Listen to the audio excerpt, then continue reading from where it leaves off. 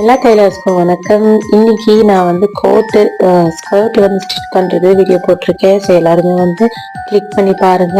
So உங்களுக்கு வந்து எந்த ஒரு அளவா இருந்தாலும் சரி, எவ்வளோ துணி தேவைப்படும், அதே மாதிரி எப்படி நம்ம வந்து கேல்குலேட் பண்ணணும், எப்படி டிவைட் பண்ணணும், எல்லாமே நான் வந்து ஸ்டெப் பை ஸ்டெப் சொல்லியிருக்கேன்.